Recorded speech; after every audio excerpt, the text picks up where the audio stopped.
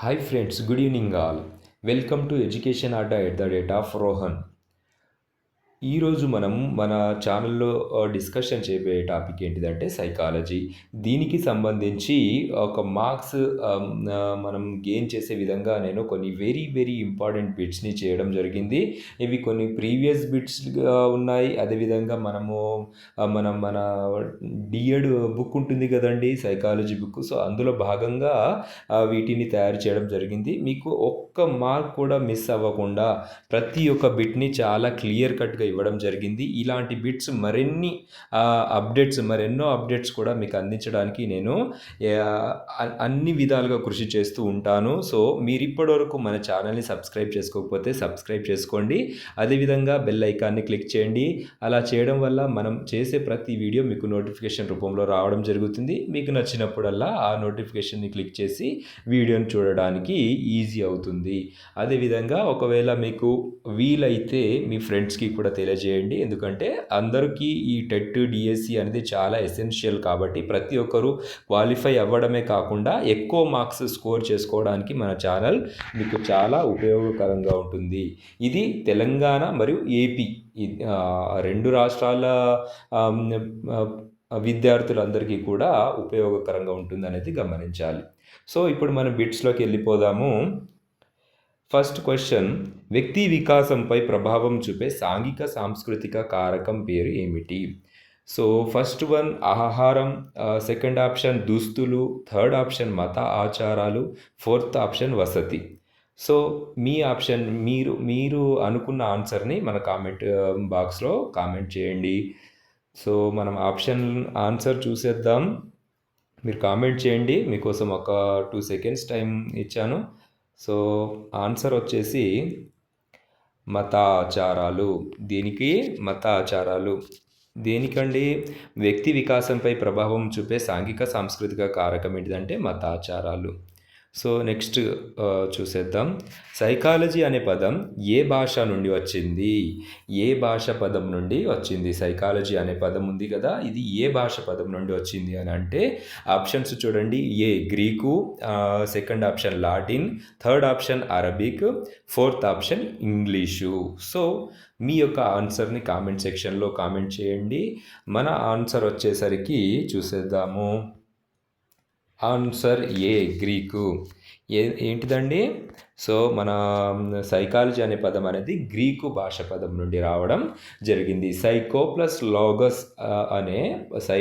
Lagos అనే 2 Greek పదాల కలయిక వలన సైకాలజీ అనే ఇంగ్లీషు పదం ఏర్పడడం జరిగింది. సైకాలజీ అనేది ఇంగ్లీషు పదం అండి, గమనించాలి. సైకో ప్లస్ లాగోస్ అనేవి ఈ 2 గ్రీకు పదాలు. ఓకేనా?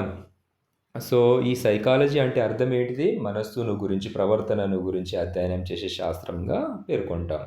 సో, నెక్స్ట్ క్వశ్చన్ చూసేద్దాము. సిగ్మండ్ ఫ్రాయిడ్ ఏ దేశానికి చెందినవారు? సిగ్మండ్ ఫ్రాయిడ్ అంటే మీకు తెలియనిది లేదు, చాలామందికి సుపరిచితమైన వ్యక్తే. సో, ఇతను ఏ దేశానికి చెందిన వ్యక్తి?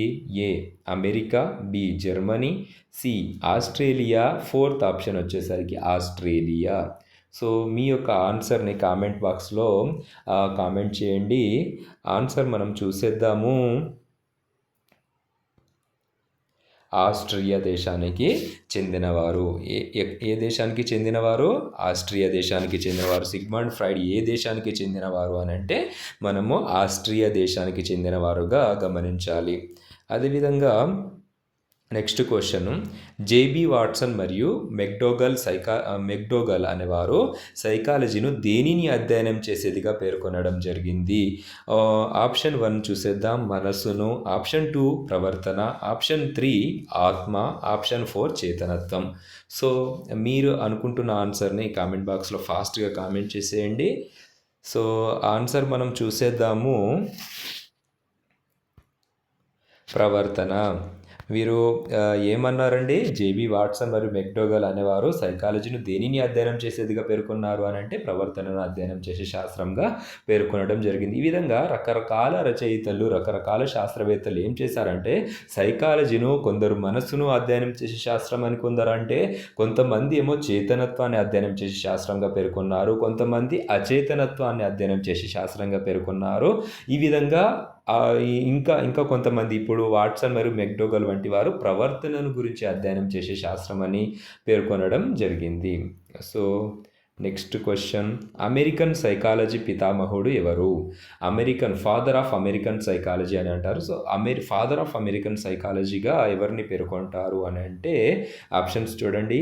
ఏ William Wundt, B William James, 3 Aristotle, 4th option Sigmund Freud. So మీ యొక్క ఆప్షన్ని కామెంట్ బాక్స్లో కామెంట్ చేయండి. మనం ఆన్సర్ చూసేద్దాము. విలియం జేమ్స్ ఆన్సర్ చూసారు కదా, విలియం జేమ్స్. సో ఇప్పుడు చూడండి, S William James William James అనేవారు ఒక బుక్ కూడా రాయడం జరుగుతుంది. ఆ బుక్ పేరు ఏంటిదో మీరు మన కామెంట్ బాక్స్లో కామెంట్ చేయండి. ఓకేనా ఫ్రెండ్స్, మై డియర్ ఫ్రెండ్స్, ఈరోజు మనం ఈ 5 క్వశ్చన్స్ని మీకు శాంపుల్గా అంటే చాలా వెరీ ఇంపార్టెంట్గా కోర్ ఏరియాకి సంబంధించిన బిట్స్ని మీకు అందించడం జరిగింది. ఈ విధంగానే ప్రతిరోజు చాలా ఇంపార్టెంట్ బిట్స్తో మీ ముందుకు వస్తాను. సో మీరు ఇప్పటికీ మన ఛానల్ని సబ్స్క్రైబ్ చేసుకోకపోతే సబ్స్క్రైబ్ చేసుకోండి. అదేవిధంగా నోటిఫికేషన్ బెల్ ఐకాన్ని క్లిక్ చేయండి.